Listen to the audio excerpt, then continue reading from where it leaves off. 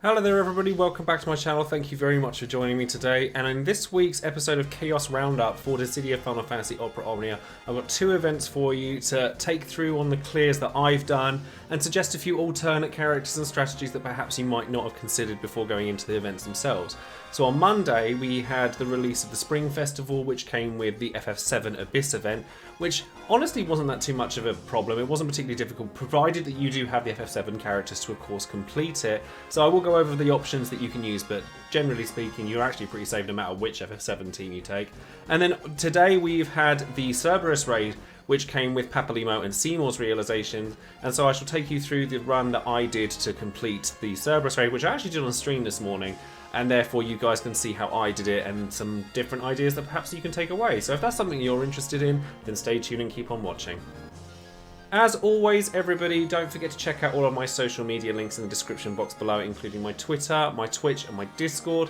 Twitch was actually where I filmed the clear that we have for the Cerberus Raid, and I've actually been streaming every day this week so far because I want to give you guys some good entertainment, some good chill times. It's been a very chilled out environment in my streams, especially in these trying times with the dreaded C word going around and things like that, and I'm as much in isolation as everybody else. So if you want somewhere to come and chill, then definitely come and follow me on Twitch. And of course don't forget to check out my Patreon page as well if you would like to support the channel further. And of course with every video I release I shout out a random one of my patrons as well. So today that patron is going to be Mifala. Thank you ever so much for your support.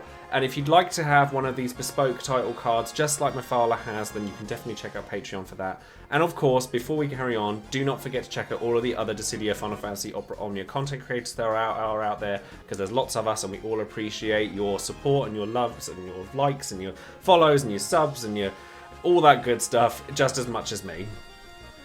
So the first event that I'm going to talk about here is going to be the Final Fantasy VII-based Abyss event. Now this event is a little bit different from others in that you can only actually take Final Fantasy VII characters to this event, but they've adjusted the difficulty slightly to cater to that so that if you don't have too many Final Fantasy VII characters you can still at least complete this.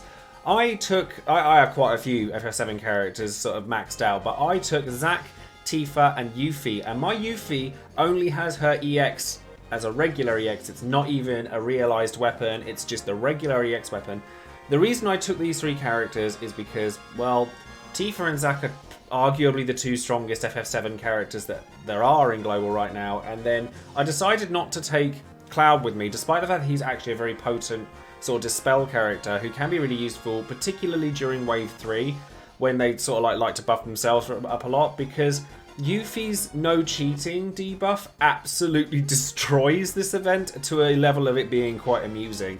And I actually found that I used You Don't Need This for its intended purpose during this fight as well, because the first wave, which is the Guardians, will use a bad breath style attack quite late into the fight, so I kind of let them use it, thinking, oh well, if they blind, and it was quite a cross in my fingers, because if they blinded my Tifa or Yuffie to the point where they couldn't get the attacks off, then they'd wear off before I got to use You Don't Need This. Luckily that didn't happen, and then in the second wave I just immediately with Yuffie go, you don't need this, and then I blinded the Guard Scorpion instead, so that was really nice, while removing the blind from the other two characters, because it does take debuffs off of them as well. And it was just worked out really, really well.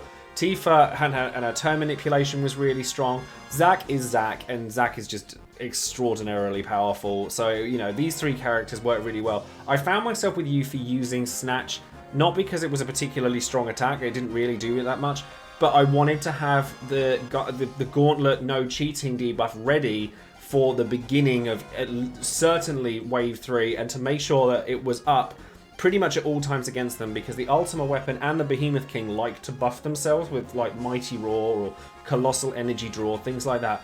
But you put the no cheating debuff on them and none of it works. And you just kind of go, okay, well now you've done nothing, and they're just using basic attacks throughout the rest of the fight because that's all they realistically can do, and it's actually quite entertaining. But Tifa just making sure that the damage output is there, and the little bit of delay is actually really helpful as well, and the launches are really useful. And then Zack being Zack and just making sure nobody hits him. I ended this fight with plenty of skills left. Like, I still had a couple of beat rushes left. I wasn't particularly strict on which skills I used for this particular event. Honestly, as long as you have the characters for this event, it's actually very, very simple. in terms of using different characters for this particular event, honestly, you don't have an awful lot of scope for different characters that you can realistically use for this. Because, well, you can, as long as you kind of replace the characters that I've used sort of with a similar type of character. The only problem you'll really have is if you don't have Zack, because he really does make this very, very easy. If you don't have Yuffie, you can always use Cloud as a Dispeller, something like that, or just as another damage dealer, like Sephiroth or Barret. They'll work equally as well there. You kind of want to make sure that you've got some level of healing if you don't have Zack, so Aerith or Kate Sith with the HP regens will be fairly useful. Kate Sith's actually very good for this in general, just because he's got buffs, batterying, things like that to stop you from getting broken, because if you let the enemies attack you frequently, particularly the Guard Scorpions in Wave 2, then they can actually do quite a lot of damage. But 90% of runs that you see for this event will contain Zack in them.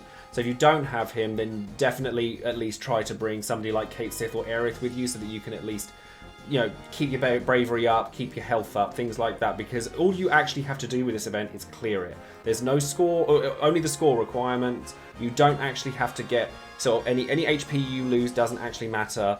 Things like that, you don't have to worry about things like that. So as long as you get the job done, then you'll get the rewards that you need out of it. But again, like I said, there's not a huge amount of scope. You're not going to use somebody like Sid, because unfortunately Sid EX on its own just isn't particularly powerful. He does have Dispel in his kit, but not as well as Cloud does, purely because of the amount of damage he deals. Cloud will do really well. Tifa is magnificent for this event, and she's easily the highest damage output that FF7 currently has to offer on a single target. But if you don't have her, then like I said, you could use somebody like Barret. Sephiroth is a character that I've seen a lot of people ward away from, but if you don't have some of the higher damage dealers like Tifa, then Sephiroth is actually still a very high damage dealer, and his Black Materia can still do a lot of damage on AoE, and it's 100% AoE damage. And the speed down sort of aura that Sephiroth brings is actually a lot more useful than you might think. So do consider Sephiroth if you're not, you know, if you want to try something a bit different, or if you don't have some of the characters that I've used or a lot of other players have used. The only problem I will say is if you don't have access to somebody like Zack. But other than that, this event's actually very easy.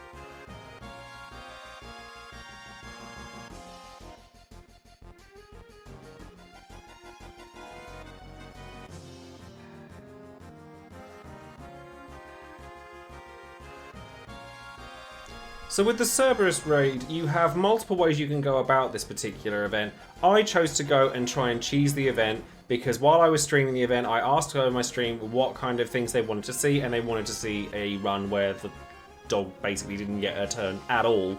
So I used Layle, Aranea, and Ishtola, all three of which are delay characters, and I chose to take Pandemonium with me because having Layle makes it so that launches just come just a dime a dozen. Now the thing to remember with this event is that while you have Cerberus and the Penelo mannequin up, Penelo will grant buffs to both of them. The last thing you want to happen is for Penelo to grant regen waltz to the Cerberus, because if he gets a turn with that on him, he'll recover nearly 1,000,000 HP, and it's absolutely horrendous. He'll just recover ridiculous amounts of it, so you really don't want that to happen. And you have two ways to go about this. You can either delay Cerberus so much that he never gets a turn off, or you can bring a Dispeller with you. So they're the two ways that you can have to deal with regen waltz and any of the other buffs, haste rumber as well, any of the other buffs that the Cerberus will have to put on himself. But if you were to kill the Penelo too early, then what happens when the Penelo mannequin isn't there is that Cerberus's defense goes up, which is also bad. So you kind of have to try and balance the Penelo mannequin being there and it not being there to make sure that the buffs don't keep getting granted to the Cerberus. And then when the Cerberus does its recast ability, so the little bit, you know, when the bar is full under his bravery value, he'll do this like big AoE HP attack, and then he'll resurrect the Penelo mannequin. So then you kind of have to go through the whole process all over again. Though by taking the particular team that I have, it just kind of takes the challenge out of the event a little bit, because all you have to do is just keep delaying Cerberus over and over and over again. I ended this fight with like so many charges of stone left on his Stola that I didn't even use stone all that much, because Layle and Aranea did the job for me. By bringing Pandemonium with me, I didn't care so much about the defense up, so I just killed the Penelo mannequin and just went in on the Cerberus as much as I could, because most of my damage was coming off of battery-based effects, so Y'shtola and Layle. And then Aranea does so much damage that she doesn't really care about the defense up whatsoever. But the other thing to bear in mind is that if the Cerberus does get its recast ability off, it will also cast triple, which will make it so it does these back-to-back horrendously powerful single-target brave attacks. And if it continues to do that, if it breaks one of your characters, and it will always target the character with the highest health as well, so bear that in mind when you're going in, it will almost certainly take that character out, because its bravery gets to like 30,000 with just a single sort of triple attack, and it does horrendous amounts of damage. So if the Cerberus is about to take a turn and you're frightened that he's going to do something you don't like, either manipulate his turn, in my case through delay, so that you can get to a point where he's targeting the character who will have bravery available to him, or just make sure that that character is safe with as much bravery as physically possible, so that when he does get his attack off, it's not going to break your character, because it's pretty catastrophic if he does. Now, when it comes to using alternative characters to the team that I've used here, because the team I've used here is a very cheesy one in all honesty, but if you have the characters available, there's no reason why you couldn't do it, because, well, you still get all the stuff at the end of it, so if you want to make it easy for yourself, then definitely use a team like this. But if you don't want to use this and you want to make it a little bit more of your challenge for yourself, then you could just remove the delay element from the kind of the team that you're taking, but instead you're gonna want to bring either a Dispel unit or so many debuffs that you kind of push all the buffs away, because obviously there's only room for 6 and none of these are framed buffs, so you can push them off. That's why Seymour is a synergy character for this, and he is actually pretty good for it, because he does decent damage, although the fact that you kind of have to ramp up to 80% damage on something with such large amounts of health is a little bit problematic. But he does do a decent number of debuffs. He's got Sap if you need to get an extra one off in his C65. He'll do the job, just not amazingly, and honestly I wouldn't purple Seymour to bring him to Chaos events. Papalimo, however, you could bring, because he's just a consistent large amount of damage just over the course of time. He's got his Imperils, which are debuffs in and of themselves, so that's going to at least push some of the buffs away, so he's going to be good for that. But tanks are going to be very useful for it, so as long as you've got a decent amount of healing, or particularly somebody with last stand, so anyone who, when their health would be reduced to 0 from a certain amount, it reduces it to 1 instead. So Zack is going to be really strong for this. You could use Rosa, you could use Penelo. Pretty much any support character will work for this, but as I said, Dispel characters are going to be very useful for this, particularly Vanille. If you have a Vanille maxed out either because you wanted her or her sphere, then she's going to be really good, because she not only brings the debuffs, but she also brings a big enough defense down to kind of mitigate the defense up that Cerberus gives himself when you take out the Penelo mannequin. So there's that to bear in mind if you want to kind of make it so that the Penelo mannequin's not there, but you don't really want to have to deal with the fact that he's got the defense up. You could use Vanille to do that. But other Dispel characters will work equally as well, like Faris or Balthea, or, you know, even a Cloud, when he's got his World of Illusions weapon, will help to some extent, but less so because he only manages to take them out 1 at a time, 2 if you're using Meteor Rain. But, I mean, I loved using the delay characters, so you could even change some of them up. Like, I used Layle, because I really like Layle. But Tifa would work very well here as well. You could use that. Sarah is a great character in terms of both buffing your party, batterying your party, and pushing off the buffs with a large number of debuffs. Like, she'll work really well for you. Celes is an absolute beast for this particular event, actually, because Celes has the ability to absorb HP or bravery damage as long as it comes from a magic attack. And once Cerberus uses triple, his attacks are all magical and they hit really hard. So if Celes just goes, oh, thanks for all the bravery, then you can kind of throw it straight back at Cerberus, and it works really quite well. Emperor will work fairly well because all of his debuffs are defense downs as well as them being traps themselves, but you're going to want to bring a friend Emperor so you can capitalize on the damage that way. Honestly, there are a very large number of characters that you could bring to this event, and honestly, none of the events this week have been particularly challenging. Not challenging at all if you have Aranea for this event and you have certain characters, the FF7 one like Zack and Tifa. It's very much a case of, you know, if you've got the right characters for it, you can just breeze through this particular event or any of the ones this week. So as long as you bring either Dispel or Delay or large amounts of debuffs, then quite honestly, this event really shouldn't pose too much of an issue for you.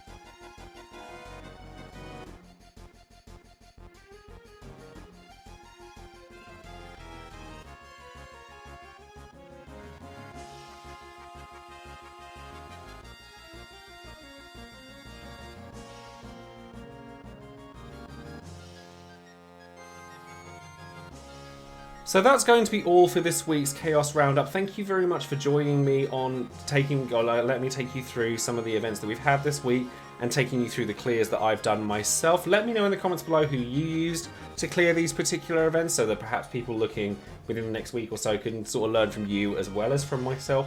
Don't forget to check out all of my social media in the links below, as I said earlier on in the video. And do bear in mind as well that on Monday, the video might have to be slightly different because we don't actually know what's coming out next week. And due to the virus, the planned monthly sort of scheduling and the community stream has been cancelled and we're going to get an in-game notice on the Tuesday. So I'm still going to work out what I'm going to do with Monday's video to see how I can sort of, you know, navigate how that's going to go. So let me know in the comments below as well what you'd like to see from Monday.